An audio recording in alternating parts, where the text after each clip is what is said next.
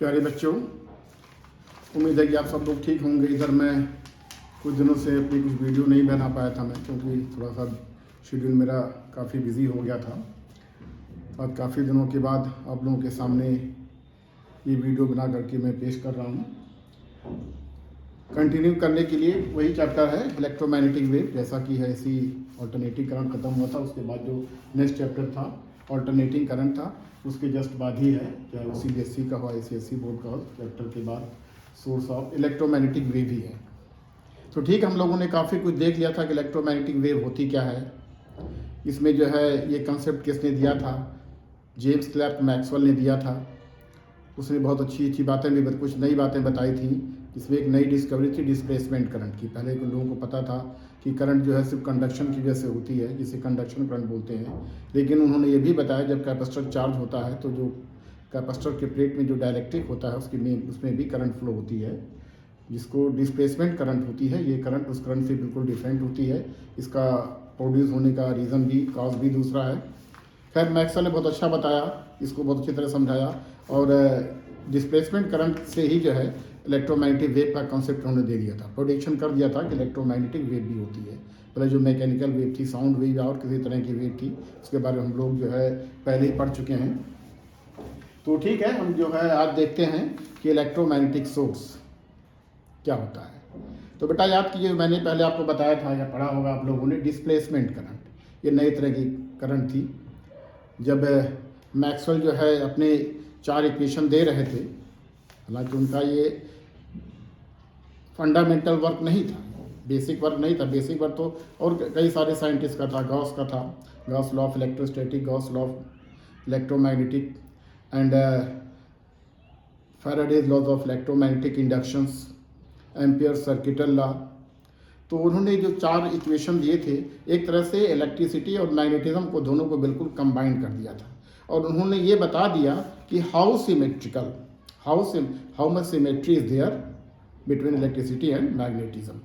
क्योंकि नेचर्स में क्या था, नेचर्स लव सिमेट्री। इसी सिद्धांत को फॉलो करते हुए उन्होंने जो है डिस्प्लेसमेंट करंट भी दिया। तो जैसा कि हम अभी तक ये देख चुके हैं, पढ़ भी चुके हैं कि changing magnetic field at a point, ये changing electric field at a point, किसी पॉइंट पर इलेक्ट्रिक फील्ड अगर चेंज हो रही है तो it produces a changing magnetic field at that point and vice versa. यानी changing electric field can produce a changing magnetic field and changing magnetic field can produce a changing electric field. दोनों एक दूसरे से, जैसा कि symmetry के होता है, जैसा कि सिमेट्री में होता है। और यानी एक तरह से मैक्सवेल ने क्या किया कि इलेक्ट्रिसिटी और मैग्नेटिज्म को और सिमेट्रिक बना दिया उन्होंने, नई बातों को दे करके, जिसमें डिस्प्लेसमेंट करंट मेन था उसका। तो हम ये पढ़ चुके हैं, मैक्सवेल के 4 इक्वेशन भी पढ़ चुके हैं, डिस्प्लेसमेंट के बारे में भी पढ़ चुके हैं। डिस्प्लेसमेंट करंट क्या होती है? डिस्प्लेसमेंट करंट बिल्कुल कैपेसिटर के जो प्लेट होता है यानी डायरेक्ट्रिक के बीच में फ्लो होती है, और जो कंडक्शन करंट होती है, जो वायर होता है कंडक्टर का, जो कैपेसिटर का, उसमें फ्लो होती है। तो ये भी हम पढ़ चुके हैं कि the displacement current is equal to the conduction current flowing in the leads of the capacitor. तो ठीक है, तो आज हम थोड़ा बहुत देखते हैं कि सोर्स क्या है। हालांकि मैक्सवेल ने प्रेडिक्शन बहुत पहले ही कर दिया था कि इलेक्ट्रोमैग्नेटिक वेव होती है, प्रेडिक्शन किया था। और उन्होंने लाइट के बारे में भी बता दिया था कि लाइट एक इलेक्ट्रोमैग्नेटिक वेव है। लेकिन उसका जो बेसिक सोर्स था उसके बारे में जब थोड़ा और स्टडी की गई तो कुछ बातें नहीं पता चली, जिसमें कि सबसे इम्पॉर्टेंट था ऑसिलेटिंग चार्ज। एक्चुअली किसी भी इलेक्ट्रोमैग्नेटिक वेव का जो वर्जन होती है, जो काज होता है, वो काज इज द बेसिक काज जो है, ये ऑसिलेटिंग या एक्सेलरेटिंग, जो चार्ज ऑसिलेट करेगा वो एक्सेलरेट भी करेगा। क्योंकि हम जानते हैं, जैसा कि पढ़ा होगा आप लोगों ने, सिंपल हार्मोनिक मोशन में या ऑसिलेटरी मोशन में जब कोई सिंपल पेंडुलम, एक एग्जांपल के तौर पे बता रहा हूँ मैं, जब कोई सिंपल पेंडुलम ऑसिलेट करता है तो क्यों ऑसिलेट करता है? Because of acceleration. तो हम कह सकते हैं ऑसिलेशन या एक्सेलरेशन दोनों बातें एक ही हो गई हैं। तो एक्सेलरेशन या accelerating charge is the basic cause of electromagnetic wave. तो ठीक है, कुछ और सोर्सेज उसके बारे में है जो नेचर में मिलते हैं, हमको देखने में मिलते हैं, कुछ फिनोमेना मिलते हैं, उसमें देखते हैं। देखिए बेटा, प्रेडिक्शन तो किया था उन्होंने, थियोरेटिकल प्रेडिक्शन मैक्सवेल ने कर दिया था, लेकिन इसको प्रैक्टिकली डिमॉन्स्ट्रेट करके जो है हर्ट्ज ने बताया था। जो उन्होंने एक्सपेरिमेंट किया था 1887 में एक्सपेरिमेंट किया था, वो एक्सपेरिमेंट करके बता दिया और ये इस बात को अच्छी तरह से इस्टेब्लिश कर दिया कि डिस्प्लेसमेंट करंट का प्रोडक्शन भी उन्होंने किया और उसको उन्होंने उसकी वेवलेंथ को मेज़र भी किया और उसका डिटेक्शन भी किया, यानी इसका पता भी लगाया कि इसकी वेवलेंथ कितनी है ये। तो और उसके बाद जो है जी मार्कोनी जब रेडियो का उन्होंने जब डिस्कवरी किया तो भी इलेक्ट्रोमैग्नेटिक वेव की जैसे ही पॉसिबल हुआ था, जैसे रेडियो वेव, तो रेडियो वेव भी इलेक्ट्रोमैग्नेटिक वेव है। तो देखते हैं, ठीक है बेटा, अब आगे बढ़ते हैं इसको तो देखते हैं सोर्सेज ऑफ इलेक्ट्रोमैग्नेटिक वेव, क्योंकि एग्जाम में भी आता है, बोर्ड के एग्जाम में अक्सर पूछ लेते हैं कि जो सोर्स है इलेक्ट्रोमैग्नेटिक वेव का वो क्या है। तो क्या है, द मेन सोर्स या the basic source of the is electromagnetic wave is the accelerating या ऑसिलेटिंग चार्ज पार्टिकल। ठीक है, तो देखते हैं। तो देखिए मैंने यहाँ पे कुछ लिखा हुआ है, इसको आप लोग अच्छी तरह से पढ़िएगा। उसी किताबों में भी यही बातें लिखी हुई हैं, सब किताबों से ही मैंने थोड़ा सा उसको पढ़ करके इसके यहाँ पे समरी एक तरह से लिखा है। तो देखिए इलेक्ट्रोमैग्नेटिक वेव के बारे में पहले मैंने लिख दिया है द वेव्स ऑफ एनर्जी, क्योंकि जानते हैं वेव एनर्जी को ट्रांसपोर्ट करते हैं, एनर्जी और मोमेंटम दोनों को करते हैं। तो इलेक्ट्रोमैग्नेटिक वेव भी एनर्जी मोमेंटम को भी को जो है ट्रांसपोर्ट करती है और प्रेशर भी लगाती है। तो सब चीज़ें आगे पढ़ेंगे, पहले हम आज सोर्स के बारे में सिर्फ देखेंगे, ज़्यादा नहीं, छोटी सी वीडियो है, 10-5 मिनट की वीडियो, उसको थोड़ा देखिए।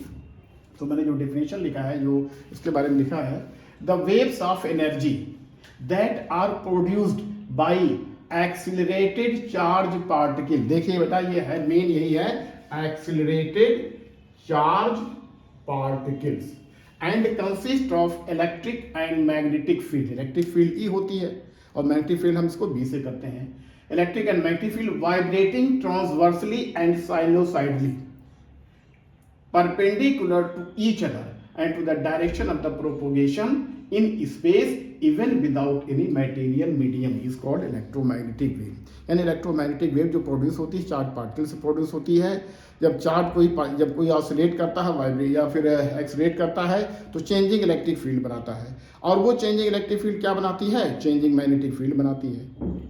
और दोनों क्या होते हैं, एक दूसरे के परपेंडिकुलर होते हैं। यानी अगर हमारी इलेक्ट्रिक फील्ड एक्स डायरेक्शन में है तो उसके परपेंडिकुलर जो है वाई डायरेक्शन में आपका हो सकता है, जेड डायरेक्शन में हो सकता है। और वेव जो होती है इन दोनों के परपेंडिकुलर चलती है। वेव जो होती है, यानी वेव ऑफ एनर्जी एक्चुअली में है। वेव होती क्या है भाई, एनर्जी का एक तरह से फ्लो होता है, जो कि कैसा है, जिसमें जैसा कि नाम से लग रहा है इलेक्ट्रोमैग्नेटिक वेव, इसमें इलेक्ट्रिसिटी भी होगी, इलेक्ट्रिक फील्ड भी होगी और मैग्नेटिक फील्ड भी होगी। तो ये दोनों इलेक्ट्रिक और मैग्नेटिक फील्ड वाइब्रेटिंग या ऑसिलेटिंग चार्ज से प्रोड्यूस होते हैं और यही जो है इलेक्ट्रोमैग्नेटिक वेव को बनाते हैं। और इलेक्ट्रोमैग्नेटिक वेव भी इन दोनों के, यानी इलेक्ट्रिक फील्ड के और मैग्नेटिक फील्ड के ट्रांसवर्स होती है, परपेंडिकुलर होती है। ठीक है, उसका हम ग्राफ भी बनाएंगे। पहले हम देख लेते हैं, इसका सोर्स मैंने लिखा है, इसको अच्छी तरह पढ़िएगा, क्योंकि बोर्ड के एग्जाम में या और भी आपके एग्जाम में आता है क्वेश्चन, ये इस पे से क्वेश्चन आते हैं। तो उसको पहले नोट कर लीजिए। The waves of energy that are produced by accelerated charge particle and consist of electric field and magnetic field vibrating transversely and sinusoidally perpendicular to each other. यानी ई और बी एक दूसरे के परपेंडिकुलर होते हैं, और ई और बी सी जो उसका वेलोसिटी जो जिस डायरेक्शन में प्रोपोगेट करती है, यानी वेव चलती है, उसके भी जो होते हैं क्या होते हैं, ये परपेंडिकुलर होते हैं। और ये क्या है, यहाँ तक कि इस स्पेस में चलते हैं, इसके लिए किसी मीडियम की आवश्यकता नहीं पड़ती है। अगर मीडियम की आवश्यकता पड़ती तो सन से अर्थ तक एनर्जी हमको मिल ही नहीं पाती। जैसा देखते होंगे जो हीट के बारे में पढ़ा होगा, conduction, convection, radiation. Conduction convection में तो मीडियम चाहिए, लेकिन रेडिएशन में कोई मीडियम नहीं चाहिए बेटा। यहाँ तक कि ये वैक्यूम में भी ट्रैवल कर सकती है, फ्री स्पेस में भी ट्रैवल कर सकती है। और रेडिएशन ही क्या है, एक तरह से है इलेक्ट्रोमैग्नेटिक वेव है, स्पेस में ट्रैवल कर सकता है।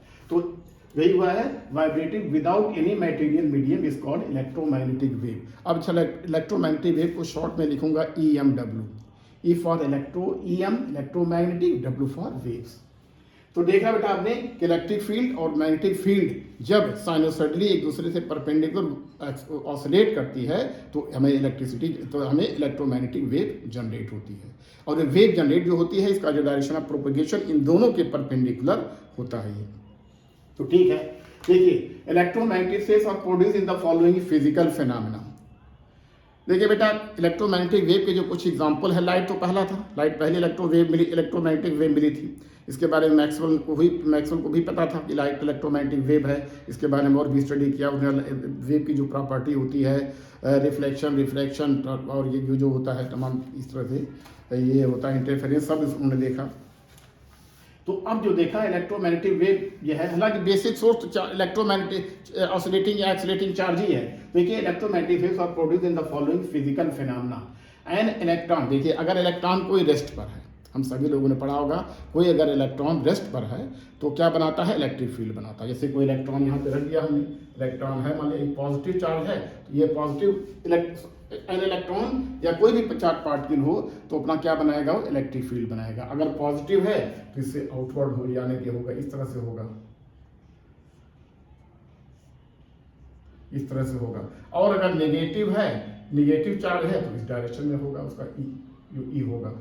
लेकिन जब रेस्ट पर होने की वजह से, जब इलेक्ट्रॉन रेस्ट पे रहेगा या कोई भी चार्ज पार्टिकल रेस्ट पे रहेगा तो क्या होगा, सिर्फ वो इलेक्ट्रिक फील्ड बना सकता है, बना सकता नहीं, बनाएगा ही बनाएगा। इलेक्ट्रिक फील्ड तो बनाएगा, मैग्नेटिक फील्ड उसमें नहीं बना सकता। It can not create a magnetic field. Stationary charge can not create a magnetic field, it can produce only electric field.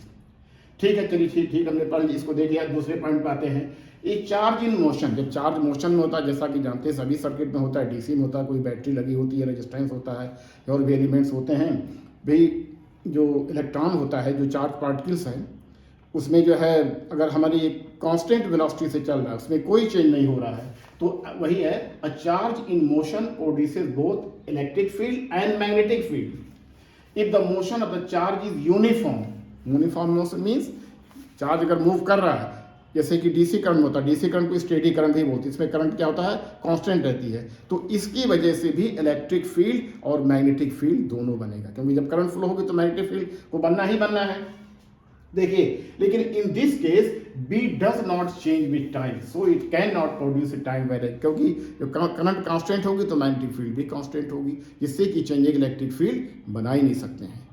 यानी कहने मतलब यहाँ है कि मोशन अगर यूनिफॉर्म है, यानी स्टेडी, जैसा कि स्टेडी करंट में होता है, अगर हमारा इलेक्ट्रॉन या कोई भी चार्ज पार्टिकल अगर मोशन यूनिफॉर्म मोशन में है तो इलेक्ट्रिक फील्ड और मैग्नेटिक फील्ड दोनों बना सकता है, लेकिन they are not changing with time, यानी they are not varying with time. तो जो टाइम के साथ वेरी नहीं करेंगे तो उसमें क्या होगा कि चेंजिंग इलेक्ट्रिक फील्ड ना होगी, ना चेंजिंग मैग्नेटिक फील्ड होगी, यानी कांस्टेंट वैल्यू की होगी। इस केस में भी इलेक्ट्रोमैग्नेटिक वेव प्रोड्यूस नहीं होगी। नोट कर लीजिए बेटा, अगर चार्ज मोशन में कांस्टेंट है, नहीं है, तो उससे तो इलेक्ट्रिक फील्ड बन जाएगी, मैग्नेटिक फील्ड बनेगी, तो इलेक्ट्रोमैग्नेटिक वेव बनने कोई सवाल ही नहीं है। लेकिन अगर चार्ज यूनिफॉर्म मोशन में है तो इलेक्ट्रिक फील्ड और मैग्नेटिक फील्ड दोनों बनेगी, लेकिन ये कांस्टेंट वैल्यू का बनेगी, जिसकी यानी ये टाइम के साथ चेंज नहीं होंगी, टाइम के साथ चेंज नहीं होंगी। तो इसलिए इसमें भी हमें क्या होगा, इलेक्ट्रोमैग्नेटिक वेव नहीं बन सकती है। कब बन सकती है, जब चार्ज हमारा एक्सेलरेट करता हो, यानी चार्ज में हमारा या ऑसिलेट करता हो। देखिए, accelerated charge means oscillating charge, जैसा कि ऑसिलेशन बिना जो है एक्सेलरेशन के हो ही नहीं सकता है। एक्सेलरेशन जो है, जो ऑसिलेशन जो होता है, जैसा कि सिंपल पेंडुलम में देखा होगा आपने, जब आप थोड़ा डिस्प्लेस करते हैं, डिस्प्लेसमेंट थोड़ा देते हैं, तो हाईएस्ट पॉइंट पे जाता है, तो वहाँ पर वेलोसिटी मैक्सिमम हो जाती है। उसके बाद फिर जो आता है, फिर वेलोसिटी मिड पॉइंट पे 0 होती है, फिर वेलोसिटी बढ़ती है, फिर वहाँ से आती है, इस तरह ऑसिलेट करता है। यानी ऑसिलेशन बगैर चार्ज के ऑसिलेशन बगैर एक्सेलरेशन के पॉसिबल ही नहीं है। तो ठीक है, अब दूसरा देखते हैं, दो किस्म होगा, यानी अगर कोई चार्ज यूनिफॉर्म मोशन में जैसा कि स्टेडी करंट में होता है तो इलेक्ट्रिक फील्ड मैग्नेटिक फील्ड बनेगी, but they are not changing with time, so they can not produce electromagnetic wave. अब आता है एन एक्सिलरेटिंग, इसको मैंने बेटा ब्रैकेट में ऑसिलेटिंग लिख दिया है। तो एक्सिलरेटिंग मीन्स वो ऑसिलेट कर रहा है, जैसा कि देखा होगा आपने एलसी ऑसिलेशन। हर्ट्ज ने जो एक्सपेरिमेंट किया था, एक्चुअली में जो उन्होंने लिया था, हर्ट्ज ने जो एक्सपेरिमेंट किया था, उन्होंने क्या किया था, दो छोटे मेटालिक स्पेयर लिए थे, दोनों के बीच 2-3 सेंटीमीटर का गैप कर दिया था, उसको तार के द्वारा 2 मेटालिक प्लेट से जोड़ दिया था, और गैप जो थे दोनों मेटालिक जो स्पेयर थे, उसके बीच इंडक्शन कॉइल लगा दिया था। इंडक्शन कॉइल बहुत ही हाई वोल्टेज, यानी सर्ज वोल्टेज, बहुत ही high voltage, surge voltage generate करती है, जिससे क्या होता है कि जो गैप होता है उसके बीच में जो डाइलेक्ट्रिक रहता है वो क्या हो जाता है, आयनाइज हो जाता है, और स्पार्किंग होती है, जिससे कि इलेक्ट्रोमैग्नेटिक वेव प्रोड्यूस होती है। तो हर्ट्ज का जो एक्सपेरिमेंट था, अगर उसका हम इक्विवेलेंट ड्रा करें तो सिंपली एलसी सर्किट ही होगा। एलसी जैसा आपने पढ़ा होगा पहले, एलसी सर्किट में देखा होगा, एलसी ऑसिलेटर में चार्ज, एनर्जी और क्या क्या करंट ऑसिलेट करते हैं, तो वही चीज़ें यहाँ पर भी हैं। तो an accelerating in bracket it is written as oscillating charge produces both electric and magnetic which are varying with space and time. जब कोई एक्सेलरेटेड चार्ज या ऑसिलेटिंग चार्ज जब कोई चार्ज ऑक्सीलेटेड होता है या ऑसिलेटरी मोशन प्रोड्यूस होता है, उसमें दोनों इलेक्ट्रिक फील्ड मैग्नेटिक प्रोड्यूस होती है और दोनों टाइम के साथ साथ और स्पेस के साथ चेंज भी करते हैं, जिससे कि हमें इलेक्ट्रोमैग्नेटिक वेव प्रोड्यूस हो सकती है। यही सबसे इंपॉर्टेंट है, यानी ये जो है हमारा ये जो है इंपॉर्टेंट पॉइंट है, यही एक मेन काज है, बेसिक काज यही है इलेक्ट्रोमैग्नेटिक वेव का, क्या एक्सेलरेटिंग या ऑसिलेटिंग चार्ज। तो ठीक है, इसको थोड़ा देखिएगा, इन दोनों से तो इलेक्ट्रोमैग्नेटिक वेव नहीं प्रोड्यूस होती है। तो यही है, an accelerating oscillatory charge produces both electric and magnetic field which are varying with space and time and which produces electromagnetic wave. और कैसे कैसे प्रोड्यूस होती है, अब जैसे देखा होगा बेटा आपने, जब एटॉमिक थ्योरी पढ़ेंगे, अभी तो नहीं, इसके बाद आएगा। एटॉमिक थ्योरी क्या होता है कि एक न्यूक्लियस होता है, उसके चारों तरफ इलेक्ट्रॉन घूमते रहते हैं। तो जब इलेक्ट्रॉन होते हैं, जो सबसे एक्सेप्टेबल थ्योरी थी बोर्स की थ्योरी थी, बाकी सब थ्योरी रदरफोर्ड मॉडल और थॉमसन मॉडल को तो रिजेक्ट कर दिया गया था। लेकिन जब बोर मॉडल की स्टडी होने लगी तो बोर ने ये बहुत अच्छी बात कही थी कि न्यूक्लियस तो होता है, पॉजिटिव चार्ज जो होता है, इलेक्ट्रॉन जो नेगेटिवली चार्ज होते हैं सर्किल में रिवॉल्व करते हैं, घूमते रहते हैं। सर्किल में जो घूमेंगे तो उसमें एक्सेलरेशन भी होगा, लेकिन जब घूमते वक्त, रिवॉल्व करते वक्त, वो किसी भी इलेक्ट्रोमैग्नेटिक वेव को जनरेट नहीं कर सकते हैं। वो जनरेट कब करते हैं, जब उनका एनर्जी लेवल चेंज होता है, यानी हायर एनर्जी लेवल से लोअर एनर्जी लेवल में आके जंप करते हैं, तब एनर्जी का जो है, तब जो इलेक्ट्रोमैग्नेटिक वेव को रेडिएशन करते हैं। तो इसको भी इंपॉर्टेंट पॉइंट है, ये भी एक सोर्स है। एन इलेक्ट्रॉन या charge particle while revolving round it's nucleus in A stable orbit does not emit an electromagnetic wave even though it has an acceleration। क्योंकि जानते हैं जब कोई भी चार्ज पार्टिकल सर्किल में रिवॉल्व करता है तो उसमें एक्सेलरेशन भी होता है, बिना एक्सेलरेशन के रिवॉल्व ही नहीं कर सकता है, क्योंकि हर पॉइंट पे इसकी डायरेक्शन चेंज हुआ करती है। तो इस तरह से देखा जाए, यहाँ पर भी एक्सेलरेशन है, लेकिन रिवॉल्व करते समय जबकि उसमें एक्सेलरेशन भी होता है, वो किसी भी इलेक्ट्रोमैग्नेटिक वेव का रेडिएशन नहीं करते हैं। वो रेडिएशन तब करते हैं, इलेक्ट्रोमैग्नेटिक वेव तब प्रोड्यूस करते हैं जब अपने ऑर्बिट को वो चेंज करते हैं, यानी लोअर से हायर एनर्जी लेवल से लोअर एनर्जी लेवल में जंप कर जाते हैं, उस वक्त इलेक्ट्रोमैग्नेटिक वेव जनरेट होती है। ये इसको आगे बहुत डिटेल में पढ़ेंगे जब बोर्स थ्योरी पढ़ेंगे आप उसमें। अच्छा, एक और होता है, अच्छा तो इससे क्या होता है बेटा, देखिए, एन इलेक्ट्रॉन या charge particle while revolving around its nucleus in A stable orbit does not emit an electromagnetic wave even though it has an acceleration। it will emit an electromagnetic, जो इस तरह से वेव जनरेट होती है, जो produce होती है बेटा इलेक्ट्रोमैग्नेटिक वेव, मतलब एटम इलेक्ट्रॉन के जंप करने से, उसमें वो गामा रेज होती है, गामा रेज होती है। गामा रेज जानते हैं न्यूक्लियस से आती है ये। अच्छा, only when it jumps from an orbit of higher energy to the lower energy level, यानी इलेक्ट्रॉन जब हायर एनर्जी लेवल से लोअर एनर्जी लेवल पे जंप करते हैं तब भी इलेक्ट्रोमैग्नेटिक वेव का रेडिएशन वो करते हैं। और एक दूसरा है, यानी गामा रेज भी इलेक्ट्रोमैग्नेटिक वेव है। देखिए इलेक्ट्रोमैग्नेटिक वेव को कुछ एग्जांपल, जैसे लाइट तो है ही, उसके बाद है क्या है, लाइट वेव है, जिसमें लाइट वेव है, फिर infrared rays, ultraviolet rays, radio waves, X rays और एक्सरेज का कितना प्रैक्टिकल एप्लीकेशन है उसको देखा, एक्सरेज है, उसके बाद गामा रेज है, ये सब उसके एग्जाम्पल हैं, ये एग्जाम्पल है इलेक्ट्रोमैग्नेटिक वेव के। तीसरा जो है, सॉरी, जो नेक्स्ट सोर्स है इलेक्ट्रोमैग्नेटिक वेव, यानी इसमें है एक्सरेज आता है, are produce when a fast moving electron hit a target of high atomic weight. X rays बेटा जो भी बहुत ही इंपॉर्टेंट है, इसका प्रैक्टिकल एप्लीकेशन भी, ये भी इलेक्ट्रोमैग्नेटिक वेव है। इसको हम प्रैक्टिकली इलेक्ट्रोमैग्नेटिक वेव इसको हम देख चुके हैं, इसका भी मेडिकल में बहुत ज़्यादा होता है, मेडिकल साइंस में। तो ये क्या होता है, इसमें फास्ट मूविंग इलेक्ट्रॉन, बहुत तेजी से, बहुत ही very very fast moving electron strikes an atom या an element whose atomic mass is very high. जब उसे टकराएगा उससे एक्स रेज प्रोड्यूस होगी।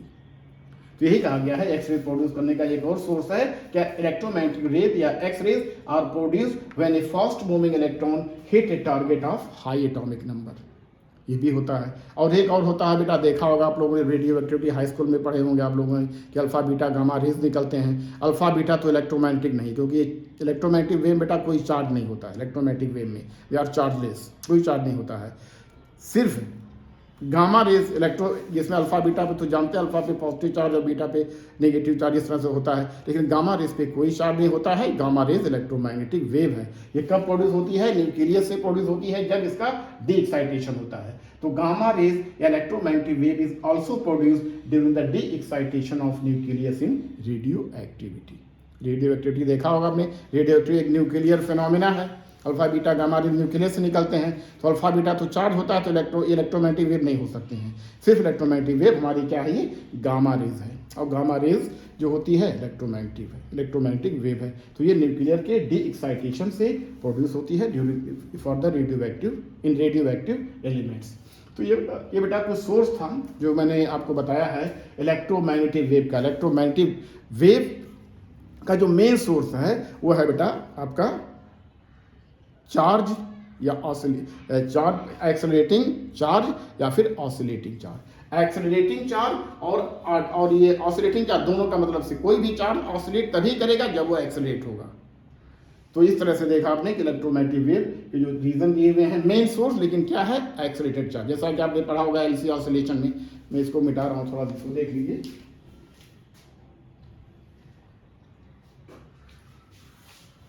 चलिए इसको मैं मिटा रहा हूँ।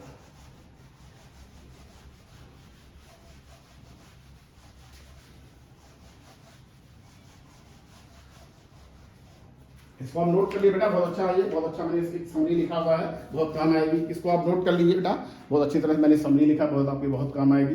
इलेक्ट्रोमैग्नेटिक स्टेट्स कैसे होता है, हालांकि इसका पूरा जब इलेक्ट्रोमैग्नेटिक स्पेक्ट्रम पढ़ेंगे उसमें पूरा बताया जाए कैसे कैसे प्रोड्यूस होती है। एक्सरेज मूल्य जो मेनली लाइट होती है, ultraviolet, infrared, X rays, gamma rays, radio भी, यही सब होती हैं। इन सब के बारे में पूरा पढ़ते हैं। तो ये क्वेश्चन इन्हीं से बहुत आता है, बोर्ड में तो हर साल आता है, 1-2 क्वेश्चन आता है, और आपके जेई में भी आता है, नीट में भी आता है।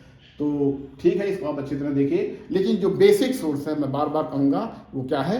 एक्सेलरेटिंग चार्ज पार्टिकल या ऑसिलेटिंग चार्ज पार्टिकल।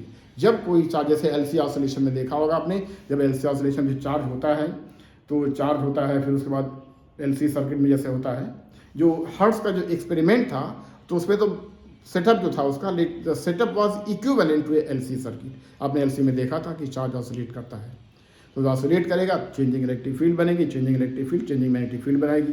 तो ठीक है, इसके बारे में बाद में देखेंगे। अच्छा, कुछ एक क्वेश्चन था, एक बच्चे जो है कुछ मुझसे पूछे थे, हालांकि वो है तो डिस्प्लेसमेंट करंट निकालने का। देखिए वो क्वेश्चन है, क्वेश्चन ये मैं आपको पढ़ दे रहा हूँ कि 100 ohm resistance and a capacitor of capacitive reactance 100 ohm is connected in series with a source of 220 volts AC।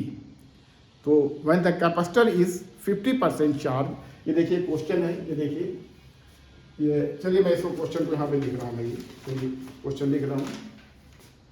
Question इसको देखिए, ये नीट में आ चुका है क्वेश्चन, तो आपको भी हो सकता है कि इसमें डिस्प्लेसमेंट करंट का कंसेप्ट कुछ और बताया गया है, लेकिन इसमें किसी और तरह से है। लेकिन उसके बारे में भी बताया गया है कि displacement current is always equal to the conduction current during the charging of a capacitor. तो ठीक है, ए आर जो 100 ओम का है, एंड सी जिसका जो एक्स सी है ये है, ये भी 100 ओम का है। आर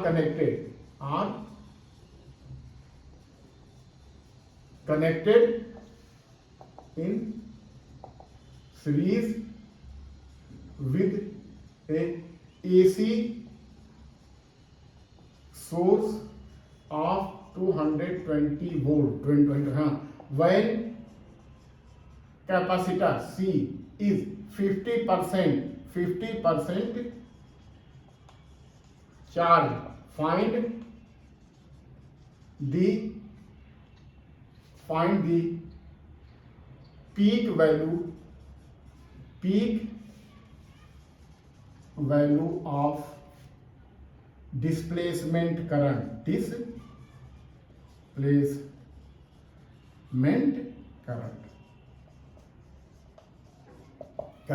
यानी एक रेजिस्टेंस और एक कैपेसिटर, इसकी वैल्यू दी हुई है 100 ओम, दोनों का कैपेसिटर रिएक्टेंस भी 100 ओम है। ये सीरीज में कनेक्ट है 220 वोल्ट की AC सप्लाई से। और जब कैपेसिटर 50% चार्ज हो जाता है, जैसे जहाँ तक कैपेसिटर की चार्जिंग देखा आपने, बैटरी से चार्ज करते हैं या सप्लाई से, सोर्स से चार्ज करते हैं, तो चलिए इसको मिटा देना, थोड़ा सा बहुत सिंपल न्यूमेरिकल, इसको आप ऐसे भी कर सकते हैं। लेकिन ये होता है कि आपको इसमें अब ये कुछ बच्चों ने इसमें गड़बड़ी इसलिए किया था कि वो जो है डिस्प्लेसमेंट करंट का जो बेसिक फार्मूला उसको लगा रहे थे, लेकिन उसमें नहीं लगेगा। इस बात को भूल गए थे शायद सॉल्व करते वक्त कि डिस्प्लेसमेंट करंट कंडक्शन करंट के बराबर होती है। चलिए ठीक, इसको मैं मिटा रहा हूँ, फिर आगे बढ़ते हैं। इसके बाद मैं ख़त्म करूँगा ये लेक्चर।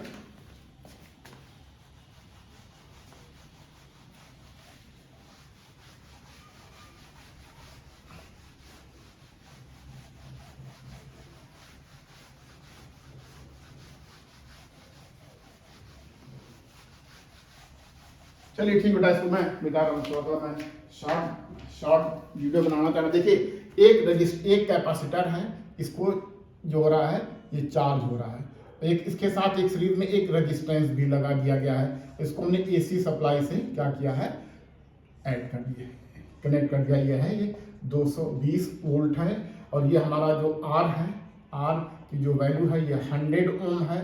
ये हमारा सी है, इसमें इसका कैपेसिटिव रिएक्टेंस दिया हुआ है, ये भी है, ये 100 ओम है। तो आप जानते हैं कि बेटा जब इसको सप्लाई देंगे तो कैपेसिटर चार्ज होना शुरू हो जाएगा। तो इसके जिसमें कि है ये हमारा क्या होगा, कंडक्शन करंट फ्लो होगी IC, यहाँ पर भी IC फ्लो होगी। लेकिन जो डिस्प्लेसमेंट करंट होगी इसके बीच में होगी, ये होगी हमारी ID होगी। तो ID का जो बेसिक फार्मूला आपने पढ़ा है कि displacement current is equal to what, ये होती है epsilon naught D phi E upon dt, यानी electric flux, rate of change of electric flux, या इसको ऐसे भी लिखा गया था, ये D E अपॉन dt। तो ये फार्मूला को यहाँ पे नहीं लगाना है, लेकिन आपने ये बताया गया जो कैपेसिटर चार्ज होता है तो उस वक्त जो है हमारी जो कंडक्शन करंट होती है IC जो होती है ID के बराबर होती है। बस हम IC निकाल लीजिए, IC निकालिए, सिर्फ IC निकाल सकते हैं। कंडक्शन करंट क्या होती है? अच्छा, कंडक्शन करंट देखिए, पहले ये देखिए 220 हमारा जो दिया हुआ है ये हमारी है RMS वैल्यू, ये हमारी क्या है, ये RMS वैल्यू है ये। लेकिन हमें पूछा है पीक वोल्टेज, पीक करंट पूछा है, पीक डिस्प्लेसमेंट करंट। तो पीक डिस्प्लेसमेंट करंट क्या होगी, जब हमें पीक वोल्टेज पता होनी चाहिए। तो हम जानते हैं कि VRMS is equal to 220 volt. हालांकि मेंशन नहीं किया हुआ है, लेकिन जब मेंशन ना किया हो, unless and until it is mention at that time you have to take it at the RMS value. अगर मेंशन नहीं किया हुआ है तो उस वक्त आपको उसके वोल्टेज जो दी हुई या करंट जो दी हुई उसको RMS वैल्यू ही कंसीडर करना है।